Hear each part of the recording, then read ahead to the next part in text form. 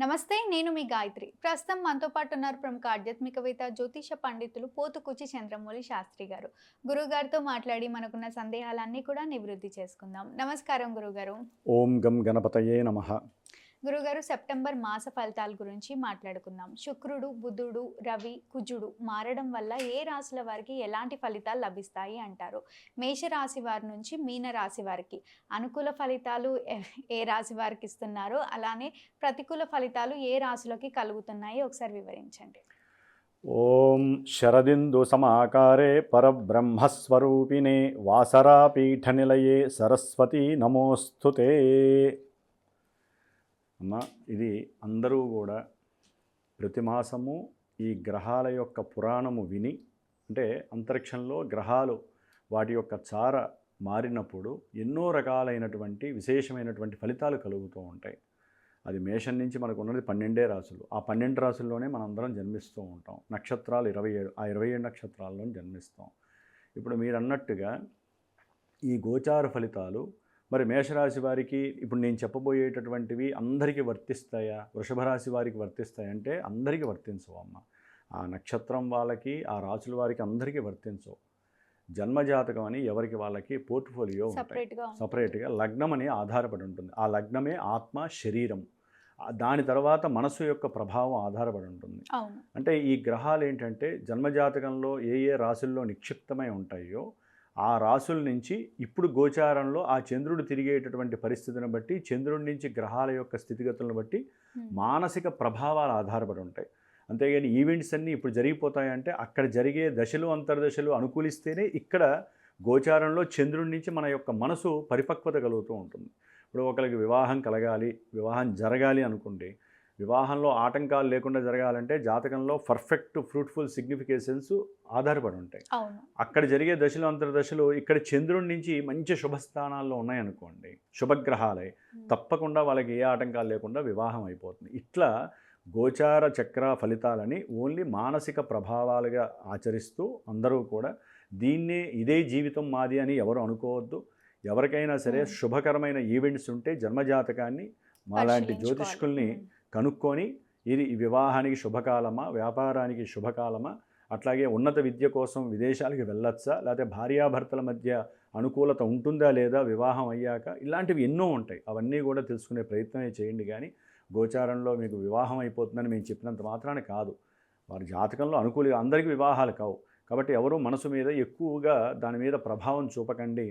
ఏదైనా మేము చెప్పేటటువంటి పరిహారాలు కాస్త ఆచరించుకుంటూ మీరు చేసుకునేటటువంటి స్తోత్రాలు, శ్లోకాలు చదువుకోవడం ద్వారా మనసు అనేటటువంటిది పదిలంగా ఉంటుంది. మానసిక భద్రత మాత్రమే ఈ యొక్క గోచార ఫలితాలు. కాబట్టి ఇప్పుడు గోచారంలో ఈ సూర్య భగవానుడు ఈ సెప్టెంబర్ మాసంలో సింహరాశిలో ఉంటాడు 16 వరకు. 17 నుంచి కూడా ఆయన కన్యారాశిలో మారుతాడు. కుజగ్రహము 17వ తారీఖు వరకు మిథున రాశిలో ఉండి తర్వాత నీచస్థిత రాశి అయినటువంటి కర్కాటక రాశిలోకి 18వ తేదీ నుంచి మారుతాడు ఈ నెలలో. బుధగ్రహము సింహరాశిలోంచి కన్యారాశిలోకి మారుతుంది. ఆయన కూడా కన్యారాశిలో ఎప్పటి వరకు ఉంటాడు? ఆయన దాదాపుగా 29 వరకు ఉంటాడమ్మ ఈ సెప్టెంబర్ మాసంలో. అంటే మంచి క్షేత్రం ఆయనకి అది. అట్లాగే శుక్రుడు ఈ మాసము సెప్టెంబర్ 2 నుంచి సెప్టెంబర్ ఎండింగ్ వరకు కూడా మహానుభావుడు ఆయన యొక్క స్వక్షేత్ర స్థితిగతుడే ఉంటాడు.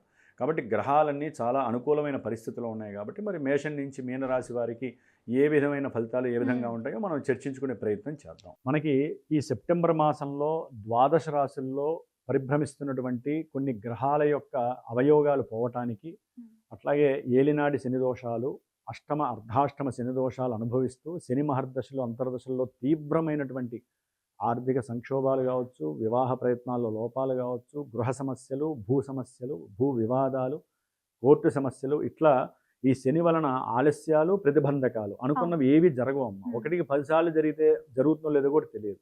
కాబట్టి జన్మజాతకంలో ఉన్న శని దోషాలు పోవటానికి ముఖ్యంగా ఈ కుంభరాశి, మీనరాశి, మేషరాశి, సింహరాశి, ధనుస్సు రాశి వీళ్ళ కోసము, అట్లాగే రాహుకేతువుల వలన ఎంతోమందికి ఎన్నో రకాల సర్పదోషాలు ఉంటాయి.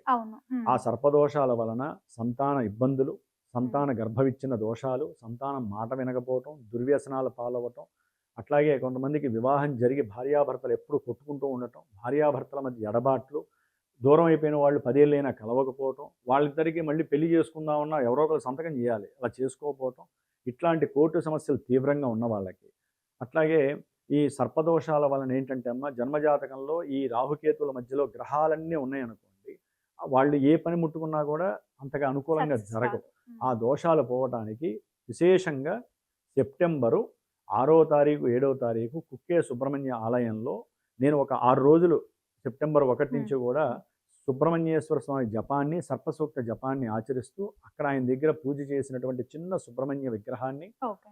అట్లాగే ఈ శని బాధలు పోగొట్టడానికి 8 రోజులు జపాన్ని ఆచరించి సెప్టెంబరు 2వ తేదీన రావులపాలెం మందపల్లి క్షేత్రం ఉంది శనీశ్వరుడు. అక్కడ శనీశ్వరునికి విశేషమైనటువంటి అభిషేకం, పంచసూక్త రుద్రాభిషేకం చేసి శనీశ్వరునికి సంబంధించినటువంటి పాశుపత రుద్రహోమం, శనీశ్వర పాశుపత రుద్రహోమం, అనారోగ్య బాధల నుంచి తప్పించుకోవడానికి మృత్యుంజయ హోమాన్ని కూడా ఆచరించి దానికి సంబంధించిన రక్షా భస్మము, ఇవి ఎవరైతే నన్ను నా పీఠానికి ఫోన్ చేసి సంప్రదిస్తారో వారి యొక్క అనుకూలతలు చక్కగా అనుకూలంగా చెందటానికి, ఈ దోషాలు పోవడానికి నా మంత్రభాగాన్ని, నాకున్న జ్ఞానాన్ని ఉపయోగించి వారి యొక్క శ్రేయస్సు కోసం నేను చేసే ఈ కార్యక్రమంలో పాల్గొనాలి. నాకు దూరంగా ఉన్నా దగ్గరగా ఉన్నా వాళ్ళతో పని లేదమ్మా. జస్ట్ ఆ గోత్రనామాలు నాకు ఇస్తే నేను చేసి వాళ్ళకి నేను కావాల్సిన వీడియో పంపిస్తాను.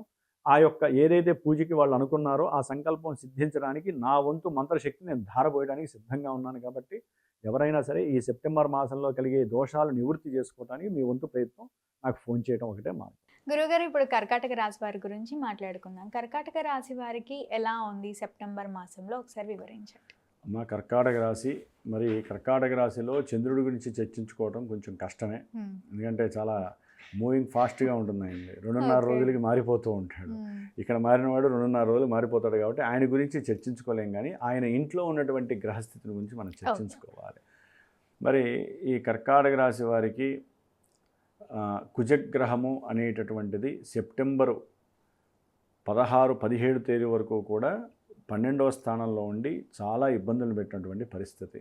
అది అప్పుల పరంగా కావచ్చు, లేకపోతే ప్రయాణాల పరంగా కావచ్చు, సంతానరీత్యా కావచ్చు, ఏ విషయంగానైనా సరే కుజుడు 12వ స్థానంలో ఉండి చాలా ఇబ్బందులు పెట్టినటువంటి పరిస్థితి. ఇప్పుడు కుజుడు స్వక్షేత్రంలోకి వచ్చి కర్కాటక రాశిలోకి వచ్చి, ఇది నీచక్షేత్రం ఆయనకి. ఏదైనా సరే ఒక గ్రహం మన జన్మజాతకంలో లగ్నంలో కానీ, లేకపోతే చంద్రుడు అంటే జన్మ రాశిలో కానీ నీచ స్థితిని కనుక పొంది ఉంటే ఆ గ్రహం ఇచ్చేటటువంటి ఫలితాలు పోతూ ఉంటాయి. అంటే ఎవరైనా భూమి కొనాలన్నా, గృహం కొనాలన్నా ఆర్థికంగా సరిపోకపోవటం, అట్లాగే వాటికి సంబంధించినటువంటి ఇష్యూస్ ఇబ్బందులు పెరగటం. దానికి తోడు గురుడు కూడా జన్మరాశిలో దోషప్రదుడే ఉన్నాడు. ఉచ్చస్థిత గురుడు ఉన్నాడు, నీచస్థిత కుజుడు ఉన్నాడు. ఒక రకంగా ఇక్కడ నీచభంగ రాజయోగం కలిగి కర్కాటక రాశికి 2 గ్రహాలు అత్యంత శుభగ్రహాలు. ఒక రకంగా దీన్ని కనుక మీరు జాగ్రత్తగా ట్రీట్ చేసుకొని, అంటే డబ్బులు రావాలి, అప్పులు ఇచ్చారు వీరు ఎవరికో, తల్లి సంబంధించిన బంధువులకో, లేకపోతే అన్నదమ్ముల మధ్య ఏదైనా ఆర్థికపరమైనటువంటి ఇష్యూస్ ఉన్నాయనుకోండి, చక్కగా సౌమ్యంగా మాట్లాడి వారితో ఆనందంగా వారికి ఇష్టమైన పదార్థాలు చేసి పెట్టి వారిని ఇంటికి ఆహ్వానించి, గృహానికి ఆహ్వానించి వారితో చక్కగా సంప్రదించి ప్రేమని, వీరు పని జరగాలంటే ప్రేమని కాస్త చూపించాలి. ప్రేమని చూపించి అన్నయ్య, తమ్ముడు, ఎందుకంటే రాఖీ పండుగ అవన్నీ కూడా వస్తాయి మనకి. శ్రావణ మాసం చక్కటి అనుకూలమైనటువంటి సమయం. దీన్ని వాడుకుంటే మటుకు వీరికి రావాల్సినటువంటి ధనము వస్తుంది.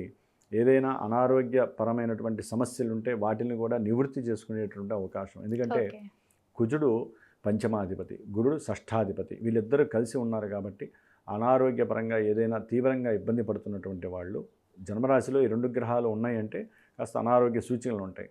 కానీ ఇక్కడ రాజయోగం కలిగింది కాబట్టి, నీచభంగ రాజయోగం కలిగింది కాబట్టి కాస్త అనారోగ్యాలు తగ్గుముఖం పట్టేటటువంటి అవకాశాలు ఉంటాయి. వ్యక్తిత్వంగా వీరు ఏదైనా సరే చేసే ప్రయత్నాలు, వీరు ఆలోచించే ఆలోచనలు ఇవన్నీ కూడా సక్సెస్ అయ్యే అవకాశాలు ఉంటాయి. ఉద్యోగరీత్యా కొంచెం అలజడి కలగడానికి అవకాశం ఉంటుందమ్మా. ఉద్యోగంలో అంటే ఉద్యోగము అంటే ఉద్యోగంలో కష్టపడి పనిచేస్తారు, రావాల్సిన సమయానికి ఆ యొక్క డబ్బులు బ్యాంకులో పడకపోవడం, దాని ద్వారా వీరికి కోపం ఎక్కువైపోతుంది, మానసికంగా దోషాలు ఎక్కువయ్యే అవకాశాలు ఉంటాయి. ఏం మాట్లాడతారో తెలియదు, ఏం చేస్తారో తెలియదు. ఆ కోపం అంతా కూడా గృహంలో చూపించే పరిస్థితి కర్కాటక రాశి వారికి ఉంటుంది. ఆల్రెడీ అష్టమంలో రాహు ఉన్నాడు, ద్వితీయంలో కేతు ఉన్నాడు. ఈ రాహుకేతువుల దోషము, దాని తోడు కుజ దోషం. ఇంకొకటి ఏంటంటే ఈ యొక్క కర్కాటక రాశి వారికి శుక్రుడు ఈ నెలల్లా కూడా అత్యంత అద్భుతమైనటువంటి క్షేత్రం 4వ క్షేత్రం, 4వ స్థానంలో ఉండటం.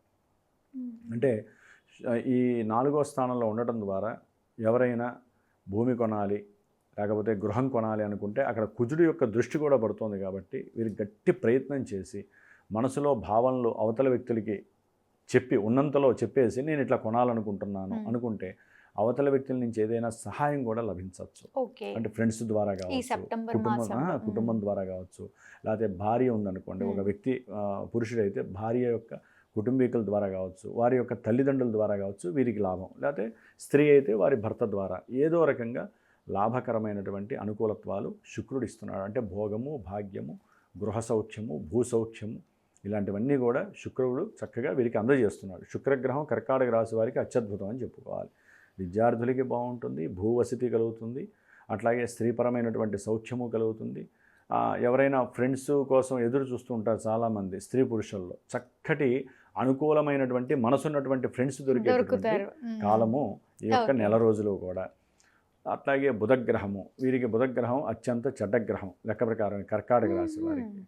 మరి ఆయన యొక్క స్థానాధిపత్యాన్ని బట్టి, అంటే 3వ స్థానము 12వ స్థానము, ఈ 2 స్థానాధిపత్యం పట్టినటువంటి బుధుడు తెలివి తక్కువ పనులు చేయటం, అవసరం లేకుండా ఒర్లుడు ఎక్కువ చేయటం, దాని ద్వారా అవతల వాళ్ళని కాస్త కించపరచటం, దాని ద్వారా అంటే తెలివి తక్కువడా బుద్ధి తక్కువడా అంటూ ఉంటారు కదా, దాని ద్వారా వీరు కాస్త కుజించుకుపోవటం, ఇలాంటివన్నీ కూడా ఈ నెలలో ఎక్కువగా కర్కాటక రాశి వారికి ఈ బుధుడు వల్ల కలుగుతూ ఉంటాయి.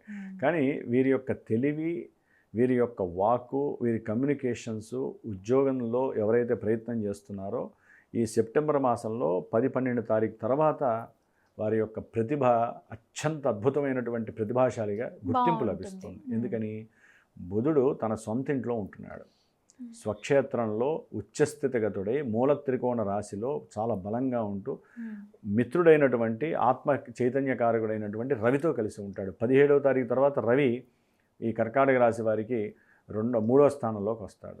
రవి బుధులు ఇక్కడ కలిశారు అంటే ఒక రకంగా ఇది అత్యద్భుతం. వీళ్ళకి ఏదో ఒక విషయంలో ఉంటే తండ్రిపరమైనటువంటి ఆస్తుల పరంగా డబ్బులు రావాలి, ఆ అమ్మకాల విషయంలో మధ్యవర్తిలో లేకపోతే లాయర్లో కోర్టు లావాదేవీలో ఇబ్బందులు పడుతూ ఉంటారు కదా. వీరు తెలివితేటలతో చాకచక్యంగా ఎవరో ఒకరిని ఆఫీసర్స్ని, గవర్నమెంట్కి సంబంధించిన వాళ్ళని కమ్యూనికేట్ చేసి డబ్బిస్తారో, లేకపోతే వీరికి ఉన్న తెలివితేటలను చూపిస్తారో, ఉన్నది లేనట్టు మాట్లాడతారో, లేనిది ఉన్నట్టు మాట్లాడతారో. తర్వాత బుధగ్రహం తెలివితేటలకి మారుపేరు.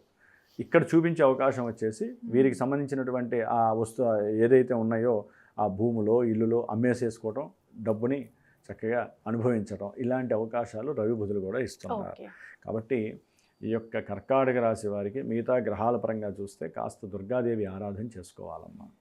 అట్లాగే కుజగురులు ఉన్నారు కాబట్టి ఈ 2 గ్రహాలకి సంబంధించినటువంటి స్తోత్రాలు ఎక్కువగా చదువుకోవాలి. ఓం శరవణభవాయ నమః, ఓం దత్తాత్రేయాయ నమః చదువుకోవడం ద్వారా ఆరోగ్య సిద్ధి కలుగుతుంది. అనుకున్నటువంటి విషయాల యందు ముందుకు వెళ్ళడానికి అవకాశం ఉంటుంది. డెఫినెట్గా గురుగారు, ధన్యవాదాలు. శుభమస్తు.